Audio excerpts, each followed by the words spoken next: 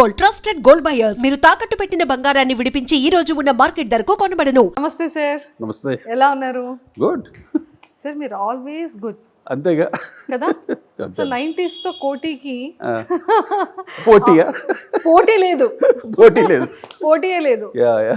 కానీ sir music వింటూ ఉంటే అంటే ఏ మనిషికైనా లైఫ్లో బ్రతకడానికి ఊపిరి ఎంత ఇంపార్టెంటో, వాడు సంతోషంగా ఉన్నా, సాడ్ మూమెంట్లో ఉన్నా, ఒక ట్రాన్స్లో ఉన్నా ఆ మ్యూజిక్ అనేది అంత ఇంపార్టెంట్. మ్యూజిక్ అంత పవర్ ఉంది మ్యూజిక్లో. ఎస్. అది ఎటువంటి ఏ మ్యూజిక్ అని అవ్వచ్చు, ఇష్టమైన మ్యూజిక్, నచ్చిన మ్యూజిక్. అంటే ఇప్పుడు పామరులకు కూడా సంగీతం అన్నది ఎంతో ఎంజాయ్ చేస్తారు. వాళ్ళు పెద్ద సంగీత విద్వాంసులు గారు, వాళ్ళు సంగీతం తెలియని వాళ్ళు కూడా ఎంజాయ్ చేస్తున్నారంటే అది పవర్ ఆఫ్ మ్యూజిక్. సూపర్. అది ఎందరో మహానుభావులు, గొప్ప గొప్ప కంపోజర్స్, ఎందరో విద్వాంసులు ఎంతోమంది ఉన్నారు కదా. వాళ్ళలో నేను ఒక నలుసు, అంతే. నలుసు కూడా కాదు, ఎక్కడో పాతాళం మేమంతా. ఎంతో మహానుభావులు ఉన్నారు అసలు. అంతే సార్. ఈ మ్యూజిక్ ప్రపంచమే ఒక మహాసముద్రం అంటూ ఉంటారు కదా. నిజంగానే ఎంతో మంది సింగర్స్, ఎంతో మంది మ్యూజిక్ డైరెక్టర్స్. సార్ ఒక బ్యూటిఫుల్ సాంగ్ రెడీ అయ్యి ఈరోజు మనం పాడుతున్నాం, వింటున్నాం అంటే దాని వెనకాతల టెక్నికల్గా ఎంతో హార్డ్ వర్క్ ఉంటుంది కదా. ఎందుకంటే నేను ఒక మహాసముద్రం నుండి వచ్చినాను. ఎందుకంటే మా నాన్నగారే మహాసముద్రం. సాలు రాజేశ్వర గారు అంటే ఇంకా ఆయన పాటలు, ఆయన సంగీతం అనేది అజరామరం. ఇంకా అటువంటి మ్యూజిక్ మళ్ళీ వినలేము, మళ్ళీ పుట్టరు. అటువంటి కంపోజర్ మళ్ళీ పుట్టడు. నేను మరి చాలా గొప్పగా చెప్పుకోగలను మా నాన్నగారు. ఎందుకంటే అంత గ్రేటెస్ట్ కంపోజర్. అక్కడి నుండి నేను ఆయన తనయుడుగా నేను రావటం, నేను అసలు మ్యూజిక్ డైరెక్టర్ అవుతాను అనుకోలేదు అసలు. జస్ట్ గిటార్ తోటి చిన్నప్పుడు డ్రమ్స్ వాయించేవాడిని, జాజ్ డ్రమ్స్. ఇప్పుడు ఏజ్ ఆఫ్ 7 years 8 yearsలో డ్రమ్స్ వాయిస్తూ అక్కడ నుండి ఆ నాలెడ్జ్ అక్కడ నుండి అలా బిల్డప్ అయింది. అది నెక్స్ట్ గిటార్ స్టార్ట్ చేశాను. గిటార్ 3 monthsలో వచ్చేసింది నాకు. అంటే అక్కడ నాకు ప్రాక్టీస్ చేసుకుంటూ ఎక్స్పీరియన్స్, అందరు మ్యూజిక్ డైరెక్టర్ పనిచేస్తూ పెద్ద వాళ్ళ దగ్గర పనిచేశాను నేను. నా అదృష్టం ఏంటంటే ఒక ఫస్ట్ స్టార్టింగ్ రమేష్ నాయుడు గారితో స్టార్ట్ చేసి అక్కడ నుండి చాలా పెద్ద కంపోజర్, ఒక లక్ష్మీకాంత్ ప్యారలాల్ గారు, ఆర్డి బర్మన్ గారు, ఇళయరాజా గారు, తర్వాత బప్పిలేరి గారు, ఇలా ఒరిస్సా మ్యూజిక్ డైరెక్టర్ అక్షయ్ మెహందీ, ఆయన they all toppest. And of course Susarla Dakshinamurthy garu, Pendyala గారు. నాన్నగారి దగ్గర ఎన్నో వాయించాము. కానీ నాన్నగారి ఎంత వాయించారు మాకు అక్కడ ఆయనకి ఇష్టం ఉండదు. అంటే అక్కడ ఫ్యామిలీని పెట్టుకుంటున్నారు, అంత పిల్లల్ని పెట్టుకుంటారు. ఆయన వద్దయ్యా, మనకు వద్దు, ఇక్కడ మీరు బయటే వాయించండి, మీకు ఎక్స్పీరియన్స్ వస్తుంది. అప్పుడు నేను బయట ఎక్కువ అందరి దగ్గర పనిచేశాను. మా అన్నయ్యలు దే బిజియెస్ట్ మ్యూజిషియన్స్ అనమాట. ఆ తర్వాత చక్రవర్తి గారి దగ్గర 8 years వర్క్ చేశాను ఆయన దగ్గర అసిస్టెంట్ గిటారిస్ట్గా. మామూలు అకౌస్టిక్ గిటార్కి చేరి బేస్ గిటారిస్ట్ అయ్యి ఆ తర్వాత మొత్తం ఆర్కెస్ట్రా కంప్లీట్ బ్యాక్గ్రౌండ్స్ వేయటం, అండ్ బ్యాలెన్సింగ్ చేయటం. అంటే సౌండ్ ఇంజనీర్ రూమ్లో కూర్చొని ఎంటైర్ ఆర్కెస్ట్రా వాయిస్తూ ఉంటే అవన్నీ కరెక్ట్ బ్యాలెన్స్ చేసేవాడిని నేను. అక్కడ నాలెడ్జ్ ఇంప్రూవ్ అయ్యి నా సాంగ్స్ వచ్చేసరికి ఇంకా గ్రాండియర్నెస్ ఇంకా ఎవరు టచ్ చేయలేరు నేను చేసినట్టు. గ్రాండియర్నెస్ ఇప్పుడు జుమ్మనే తుమ్మెద వేట కానీ, ప్రియ రాగాల కానీ, స్వాతిలో ముత్యం కలిసి ఆ రికార్డింగ్ క్వాలిటీ చూడండి, ద హ్యూజ్నెస్, ద గ్రాండియర్నెస్, అది nobody touch in south India. I will challenge that. But ఆ గ్రిప్ నాకు ఎందుకో దొరికినాడు. వాళ్ళందరి దగ్గర పని చేయడం వల్ల ఎన్నో నేర్చుకొని అవన్నీ నేను ఇంప్లిమెంట్ చేశాను. నేను రాజ్ ఇద్దరు కలిసి చేసి రాజ్కోటిగా ఒక జెండా పార్టీ అనమాట. ఇద్దరి నేమ్స్ కాస్త ఒక బ్రాండ్ అయింది. చాలా చాలా పాపులర్. ఎక్కడ ఏ పోస్టర్ చూసినా రాజ్కోటి ఉండేది ఒక టైంలో. అంత బిజియెస్ట్. తెలియక రాజ్కోటి అంటే ఒకలే అనుకున్నారు. తర్వాత లేటర్ ఆన్ తెలిసింది రాజు అంటే సపరేట్, కోటి అంటే సపరేట్. రాజును కూడా ఆయన చూసినా కూడా రాజ్కోటి గారిని మీరు అంటారు. సార్ నిజంగా కోటి సార్ మ్యూజిక్ అనగానే అది ఒక డిఫరెంట్ బ్రాండ్ పాతేశారు.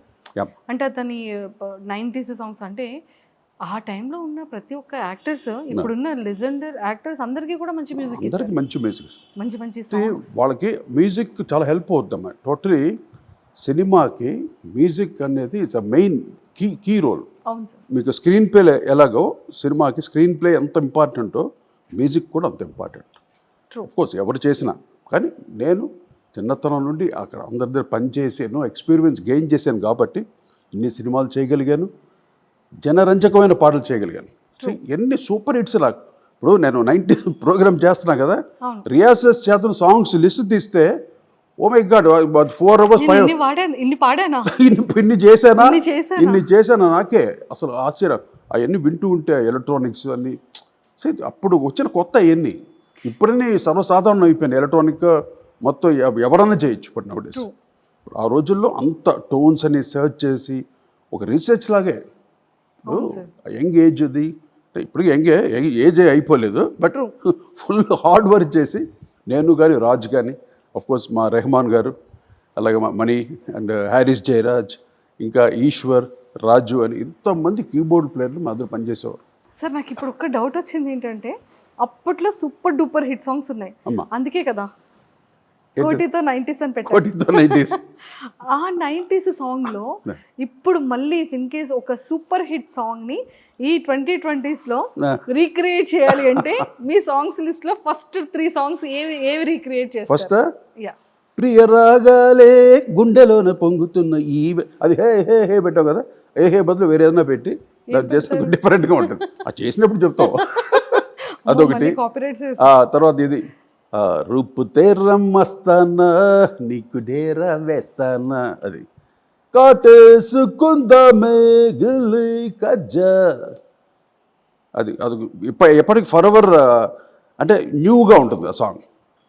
తర్వాత ఇంకోటి మిస మిస మెరుపుల మెహబూబా దరిరి దరిరి దరరాజ దిల్రుబా మెరి మెహబూబా ఇది దీంట్లో చేశాను. మొటామిస్ హిట్లర్ అని ఉంటాను. హిట్లర్లో second song that is of course హబీబీ అందరికీ తెలుసు. నడక కలిసిన నవరాత్రి ఇలా చెప్పుకుంటూ పోతే టన్స్ ఆఫ్ సాంగ్స్ అన్ని హిట్ సాంగ్స్. సార్ ఆల్మోస్ట్ నాకు తెలిసి 550+ అబౌవ్ సాంగ్స్ చేశాను. అంటే మూవీస్ చేశాను 500+ మూవీస్ చేశాను. సాంగ్స్ అయితే మోర్ దెన్ 2000 కంపోజ్ చేసినాయి. బట్ దాంట్లో 20s పెట్టుకోవాలి 20s అదే అదే కదా నేను అదే అనుకున్నా. 90s ఏంటి ఇక 20s టోటల్ 20sకి వచ్చేసాం. అది కాదు నేను ఇంకా నువ్వే కావాలి 2000లో వచ్చింది మిలీనియం ఇయర్. ఆ తర్వాత నేను చేసిన ఆల్మోస్ట్ 2012 వరకు ఐఎమ్ యాక్టివ్. 12కి ఏం చేశాను అరుంధతి చేశాను లాస్ట్. అరుంధతి తర్వాత కొంచెం ఆపాం అనమాట బండి. అలా కొంచెం అంటే నెక్స్ట్ న్యూ యంగర్ జనరేషన్స్ వచ్చి వేరే జనరేషన్స్ వచ్చేసరికి కొంచెం అలాగా అంతే న్యాచురల్ అది. సార్ అంటే అప్పుడు మీ జనరేషన్ టైంలో ఇప్పుడున్న జనరేషన్ టైంలో అసలు చాలా టెక్నికల్గా చాలా పెరిగింది. అప్పట్లో డ్రమ్స్ వాయించాలంటే అదొక డిఫరెంట్ డ్రమ్స్ ఉండేవి. అప్పట్లో మ్యూజిక్ అంటే అదొక డిఫరెంట్ అంటే ఓల్డ్ ఈజ్ గోల్డ్.